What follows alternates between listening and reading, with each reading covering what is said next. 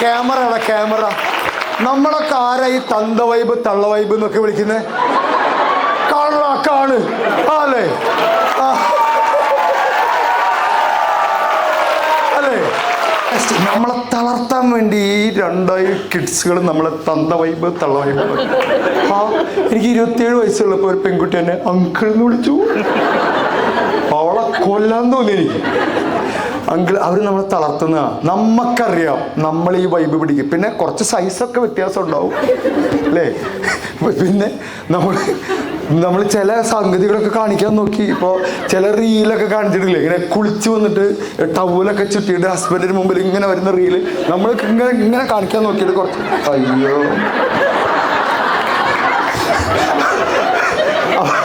അപ്പൊ നമ്മളെന്നെ പറയും റീലിൽ ഈ കറക്കില്ല, പക്ഷെ ഞാൻ എന്തോ കറങ്ങുന്നുണ്ട്. അതൊക്കെ ഉണ്ടാവും. അതൊക്കെ അതിൻ്റെ പാർട്ടായിട്ട് കൂട്ടിയാൽ മതി. തലകറക്കുണ്ടാവും, എഴുന്നേൽക്കാൻ ബുദ്ധിമുട്ടുണ്ടാവും. പിന്നെ നമ്മളെ റൂമിലും നല്ല സ്മെല്ലൊക്കെ ഉണ്ടാവും. എന്തിൻ്റെ നിറയെ ഈ തൈലത്തിൻ്റെ സ്മെല്ലും ഡോക്ടറെ കാര്യങ്ങളൊക്കെ ഉണ്ടാവും. ഏജ് ആകുമ്പോൾ അതൊക്കെ ഉണ്ടാവും. പക്ഷെ ഇപ്പം നമുക്കറിയാം, നമ്മൾ ആഗ്രഹിച്ചെടുത്ത് നമ്മളെ ഒരുപാട് നിയന്ത്രണങ്ങളെ നമ്മൾ തട്ടിത്തെറിപ്പിച്ച വയസ്സാണിത്.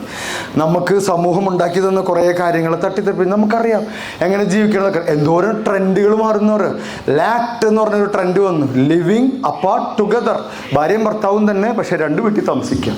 എന്തൊരു സുഖം എന്ന് പറയുക. ഭാര്യയും ഭർത്താവും ഉണ്ട്. എവിടെ? അവിടെ എവിടെയോ ഉണ്ട്. പിന്നെ ഡെയിലി കാണില്ല. അതാണ് അതിൻ്റെ ഒരു സമാധാനം. പിന്നെ എവിടെ കാണുന്നത്? വല്ലപ്പോഴും പുറത്ത് പോകുമ്പോൾ ഞങ്ങൾ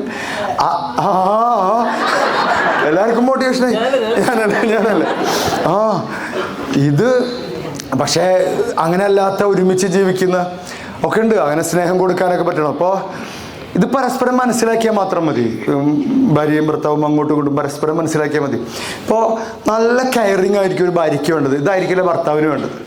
ഭർത്താവിനെ യാത്രയാക്കി എന്ന് വിചാരിക്കുക. ഭാര്യ യാത്രയാക്കി. നമ്മളെ സംബന്ധിച്ച് ഞാൻ ഗുരുവായൂരിൽ ഞാൻ ക്ലാസ് എടുക്കാൻ വേണ്ടി പോയി കണ്ണൂരിലേക്ക്. ഞാൻ പോയിട്ട് പിറ്റേ ദിവസം വൈകുന്നേരം തിരിച്ചു വരുമ്പോഴാണ് എനിക്ക് കുടുംബമുള്ളത്.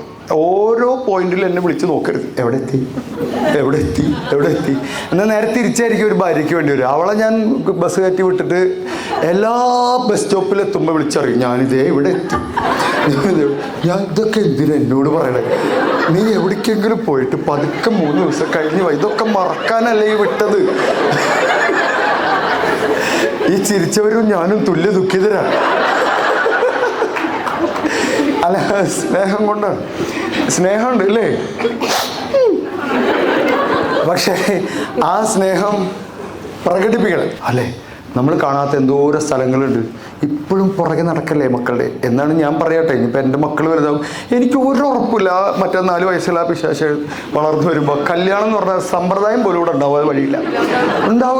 ഉണ്ടാവുകയാണെങ്കിൽ ഏതെങ്കിലും വേറെ രാജ്യത്ത് നമുക്കറിയാത്ത ഭാഷ ആയിരിക്കും. അവറ്റോട് നമ്മൾ ജീവിച്ച് തല്ലുകൂടിക്കോട്ടെ. നമുക്ക് നമ്മുടെ ലൈഫ് ഇല്ലേ? അതെന്താ നമ്മളത് ആലോചിക്കാത്ത? ഭാര്യ ഭർത്താവ് ആയിക്കഴിഞ്ഞാലുണ്ടല്ലോ, കുറേ കഴിഞ്ഞ് മക്കളായിക്കഴിഞ്ഞാൽ പിന്നെ ഭാര്യ ഭർത്താവ് ആവാതെ അച്ഛനും അമ്മയും മാത്രമായിട്ട് മാറും. എന്നിട്ട് ജീവിതം മറക്കും. ഇതൊക്കെ ഒന്ന് പറയണം, ഇടയ്ക്കൊക്കെ ഒന്ന് ഓർക്കാൻ വേണ്ടി പറയണം. ഞാൻ ഇതിൻ്റെ ഇടയിൽ കൂടെ പറയണം. എന്നിട്ട് നമ്മുടെ കുറേ സ്വപ്നങ്ങളുണ്ട്. നമ്മൾ ചെറുതായിരിക്കുന്ന സമയത്ത് കുറേ സ്വപ്നങ്ങളുണ്ടായിരുന്നു. യാത്ര ചെയ്യുക എന്നുള്ളത് വലിയൊരു സ്വപ്നമല്ലേ? യാത്ര എന്തുകൊണ്ട് SBI ലൈഫ് ഈ യാത്ര തന്നെ വെക്കുന്നത്? പലരുടെയും സംഗതിയാണ് യാത്ര. അന്ന് പൈസ ഉണ്ടായതുകൊണ്ട് ഇപ്പോൾ സ്പെയിനിലേക്ക് പോകാനുള്ള പൈസയൊക്കെ ഇവിടെ എല്ലാവരുടെ കയ്യിലും ഉണ്ടാവും. പക്ഷെ പോവില്ല. ഇതൊരു അവാർഡായിട്ട് കിട്ടിയിട്ട് പോകുമ്പോൾ അച്ചീവ്മെൻ്റ് ആയിട്ട് പോകും. അതാണ്. അല്ലാതെ സ്പെയിനിൽ പോയി ഒന്നും പൈസ ഇല്ലാണ്ടോ തീരുമാനം എടുക്കാൻ പറ്റാണ്ടോ അല്ല. ഇത് നമ്മൾ ചെയ്തതിൻ്റെ അവാർഡായിട്ട് സ്പെയിനിലേക്ക് നമ്മൾ പോകുന്നു, അബുദാബിയിലേക്ക് നമ്മൾ പോകുന്നു. ബ്യൂട്ടിഫുൾ സിറ്റിയാണ് അബുദാബി. പോയിട്ടുണ്ട്. മുന്നേയും പോയിട്ടുണ്ടോ? ഇത് അസുഖമാണ് ചിലവർക്ക് ഈ പോക്കൊക്കെ. അവർക്ക് പോയി ഭ്രാന്തായി. അവർക്ക് പോയി ആ അവസ്ഥയിലെത്തണം. അങ്ങനെ ആവണം. എന്നിട്ട് ഇത് മടുക്കണം. അങ്ങനെയുണ്ട്. പോവാത്തവരൊക്കെ പോണന്നേ. നമ്മൾ കാണാത്ത കേൾക്കാത്ത സംഗതികൾ പോവാന്നുള്ളതിന്